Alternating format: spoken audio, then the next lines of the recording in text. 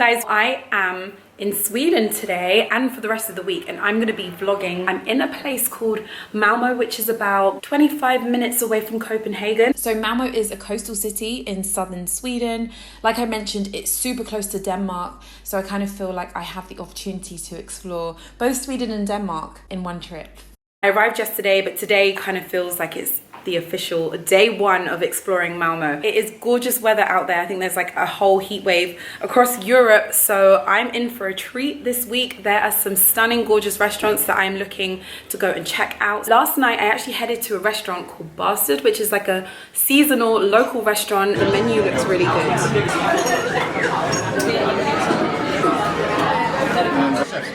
I had this courgette, mint, and I think it was some type of goat's cheese salad. I had pizza, not gluten-free, not dairy-free, but I am on holiday. I'm gonna be enjoying myself this week. I had some really delicious marinated olives. The meal was spot on. I'm gonna have a kind of go with the flow type of first day in Malmo. We're gonna head to a food market. So yeah, let's go. All these spaceships and rockets got me feeling high. I'm a spaceship. Got to Malmo Salad Hall, ready to eat, ready to explore. Apparently there's like all types of food here, so I'm excited to see what I find. Let's go have a look. Like I'm NASA. Move my hips like a south side. I'm like butter on a lobster. So I just found the olive oil stand. I just got told that this is like one of the best olive oils in the world. Like it's won so many awards. Apparently it's like a really peppery olive oil. I'm tempted. I'm really tempted. It's a Spanish olive oil. These are like this year's raw honey from the summer, just a couple of weeks ago. I kind of had high expectations for this place, but it's totally exceeded those expectations. We have all these different types of vinegars which are actually made in Malmo, honey that's from Malmo. A lot of the produce is actually from Malmo. That's what I love most about it. This is what makes me happy, seriously. I am in my element right now. This is absolute heaven. Malmo Salad Hall. If you visit Malmo, come to this food market. So I just came to the Pink Head noodle bar, and people here have recommended this type of noodle that I have to try, so I'm going to see how it's made. Apparently it's really incredible the way that they make it. How do you say it? Oh, okay, it's called a biang biang noodle. Okay, so the name for the noodle is biang biang noodle. I think that's the name. Oh, it means that you're stretching the noodle with both hands and then you rip it apart.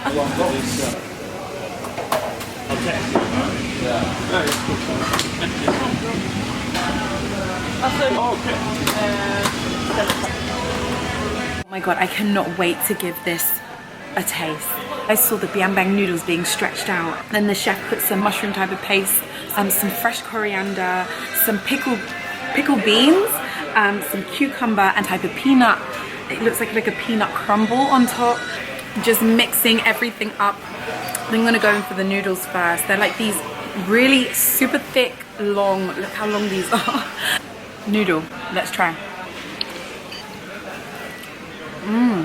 Flavorful, tasty. The mushroom paste, wow. Got a real gingery, spicy kick to it. I'm gonna try these pickled beans. You definitely need the pickle with the spice. It balances it out. The peanuts taste like they've almost been roasted. I think they've been roasted. Lots of different textures and flavors going on right now. I can taste hints of lime, hints of ginger, hints of chili. I want to get a cinnamon bun, obviously. I'm in Sweden. There is definitely a reason why I stopped and had the cinnamon bun at this particular time of day. In Sweden, it is tradition to do this, and it's known as something called fika. Now, fika can be seen as something like a ritual almost, a time of the day just to stop, to pause, to refresh your brain, and most importantly, to really sit down with either colleagues or friends or family and to strengthen relationships. So it was only right for me to participate in fika. I'll go with your expertise, yeah.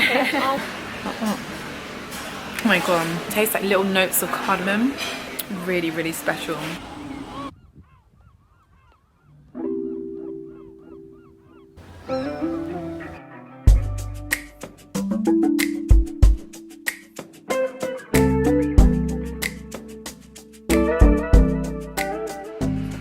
Saltine canteen was hands down one of the best plates of food I had during my whole trip. So inspiring if you are a lover of vegetables and just real seasonal, good quality food, which is super reasonable as well. So this meal consisted of shaved cauliflower, a miso dressing, lentil puree, pickled tomatoes, sesame seeds. Like, it was so good.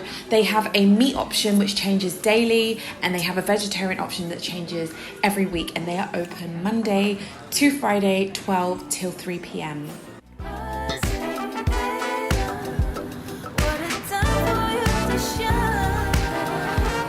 It's a brand new day in Malmo.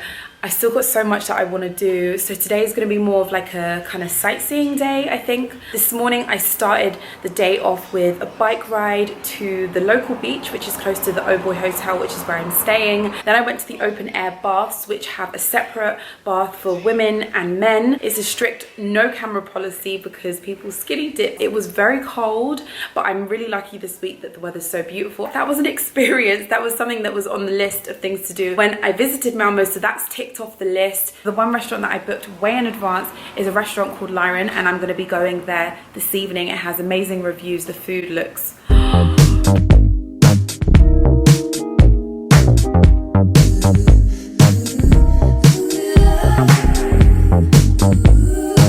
I just arrived at the Modern Museum Malmo. I'm going to head in. They've got like an Andy Warhol exhibition at the moment. It's pretty much central Malmo. It's about 15-minute bike ride from where I'm staying. So let's go and check it out. Take your shots in, I can feel it. See my heart, it breaks. I was blind to all the ways you take. I couldn't wait for you to make the mistake. Oh, it's too late. Just had a quick little stop for lunch in a place called Smack, S-M-A-K. It's like a little cafe, and they have 3 options on the menu. And I had like this cauliflower soup. It had like broccoli on top with almonds and a herb oil, and the soup was about 125 sek, which is about £10, but it comes with unlimited salad, unlimited bread. The thing that I'm loving most about Malmo is just the pace of the city. It feels really chilled and relaxed. When you go to restaurants, everyone's really friendly and helpful, and there's just a really nice atmosphere. Like, I feel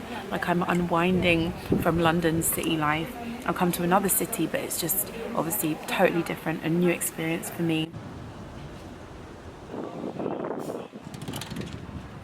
So Lyron is one of those restaurants that you go to and you leave feeling like a new person. Like, you've had the most memorable experience. Like, it was just mind-blowing. The food was just next level. So you can literally taste the love and enthusiasm, the creativity, the passion. So again, like many of the restaurants in Malmo, Lyron focuses on the best quality seasonal ingredients. Lyron has 3 options on their menu. You can go for the green menu, which is a vegetarian menu, a green with fish, or a green with meat.